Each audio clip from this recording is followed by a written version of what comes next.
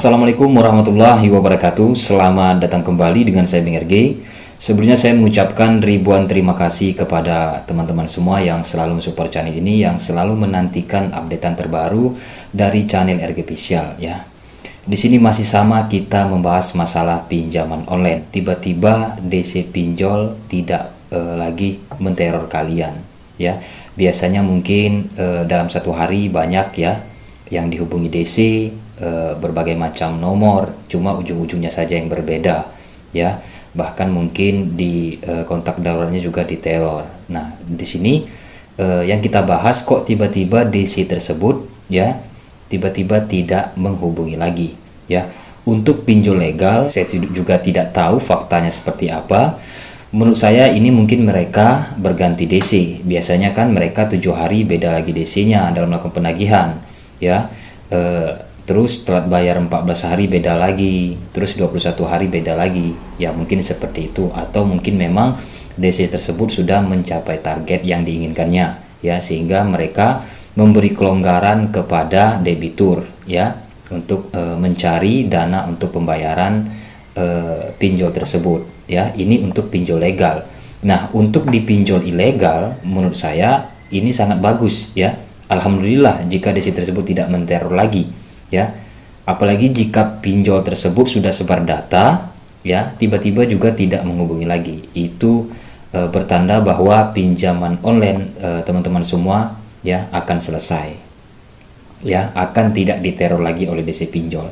Biasanya DC pinjol ilegal ini ya, dia melakukan penyebaran data itu ke daftar kontak biasanya 2 kali ya. Jarang-jarang sih 3 kali, biasanya 2 kali ya. Penyebaran data kontak berbentuk fitnah, seperti kalian dianggap difitnah melarikan uang perusahaan ya, meminta open donasi yang dikirim ke daftar kontak ya. Mereka akan mencari daftar kontak yang mempunyai WhatsApp, sehingga mereka menggabungkan dalam satu grup ya, meminta open donasi. Bagi yang perempuan itu membuka open BO seks, seperti itu biasanya ya, yang dilakukan oleh pinjol ilegal. Jika mereka sudah melakukan seperti itu, penyebaran pencemaran nama baik, biasanya mereka akan hilang ya, karena mereka sudah melampiaskan ya cara terakhir yang dilakukannya. Untuk pinjol legal itu bisa saja mereka bergantian DC ya, namun bukan mereka langsung menghilang, tidak ya. Biasanya semakin lama kalian gagal bayar, itu mereka akan semakin berkurang menghubungi ya. Tetapi notifikasi di email biasanya itu tetap ada ya, baik pun di SMS itu tetap ada. Ini untuk di pinjol legal. Untuk di pinjol ilegal, jika disebar data itu bertanda masalah kalian akan selesai untuk di pinjol ilegal ya. Jadi saya sangat berharap sekali teman-teman yang saat ini yang gagal bayar di pinjaman online legal ya, ataupun di pinjaman ilegal, jangan terpengaruh dengan apapun bentuk-bentuk serangan dari DC pinjol ya. Jangan terpengaruh, fokus sama kegiatan pribadinya ya, yang menghasilkan uang untuk membayar pinjol legal.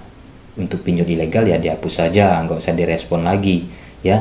Ini masih banyak teman-teman yang terlalu takut ya, sehingga ada yang ya nggak makan gara-gara mikirin pinjol.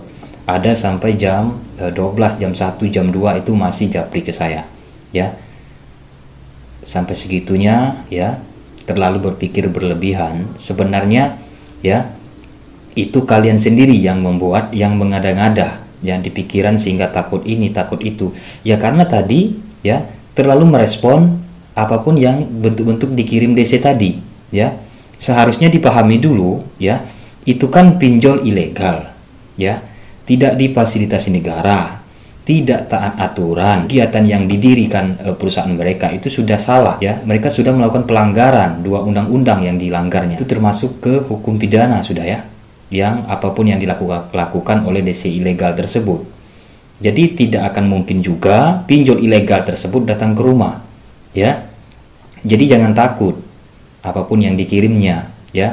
Silakan teliti dulu, dipahami dulu apa yang dikirimnya. Jangan tiba-tiba ya langsung down, langsung depresi ya, sehingga melakukan yang tidak kita inginkan saya selalu bertujuan untuk teman-teman itu menguatkan mental, ya. Di sini yang terpenting itu mental, ya.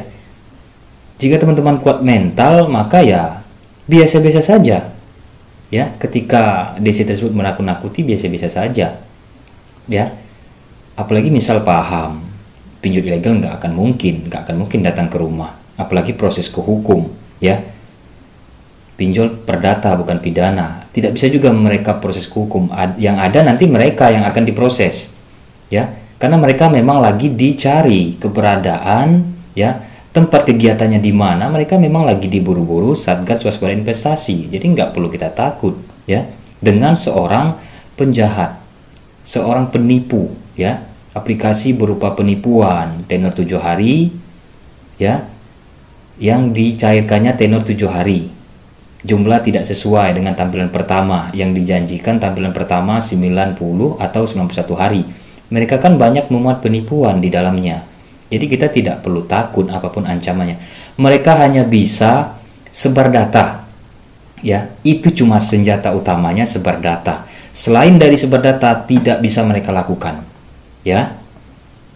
Oleh karena itu sering kali saya jelaskan hampir di setiap video yang saya buat bahwa ketika terjerat di pinjaman ilegal, jangan lupa klarifikasi ke daftar kontak, ya, karena itu tujuan tumpuan mereka nanti di saat kita gagal bayar. Mereka akan menyerang ke daftar kontak untuk menakuti kita, ya, sebagai alatnya. Nah, jadi klarifikasi, mohon maaf, ya, saya dengan nama ini misalnya, jika ada penyedia layanan pinjaman online dari manapun yang mengataskan nama saya berupa fitnah, ya, mohon tidak ditanggapi, karena kasus ini akan saya laporkan ke pihak yang berwajib, ya. Mohon kerjasamanya seperti itu, ya. Jadi nanti daftar kontaknya tidak terlalu merespon, ya, tidak terlalu merespon jika dihubungi oleh DC pinjol ilegal tersebut. Maka dengan begitu DC pinjol tersebut tidak direspon, mereka akan ya hilang sendiri, ya. Mereka akan tidak menghubungi lagi. Saya pastikan seperti itu. Banyak dari teman-teman kita yang gagal bayar, saya sarankan seperti itu, ya. Mau nggak mau kita harus klarifikasi, karena memang itu dapat dipastikan mereka akan menghubungi tetap kontak, ya. 99% ketika gagal bayar di pinjol ilegal itu pasti disebar data, karena itu memang, ya, itu memang tumpuannya, senjatanya. Saya belum pernah dengar, ya, selama saya membahas pinjaman online, ya, yang gagal bayar di pinjol ilegal itu ketika gagal bayar datanya tidak disebar. Saya belum pernah menemukan, ya. Dari 2019 saya bahas masalah pinjaman online itu saya belum pernah menemukan. Banyak di sini sudah ya puluhan ribuan, ya, dari debitur yang menghubungi saya itu belum pernah. Pasti disebar data, ya. Jadi seperti itu, ya, untuk pinjol ilegal. Nah, klarifikasi ke data kontak, setelah itu ganti nomor handphone. Oke, itu saja. Terima kasih yang sudah menyimak. Silakan tinggalkan komentar jika ingin bertanya. Assalamualaikum warahmatullahi wabarakatuh.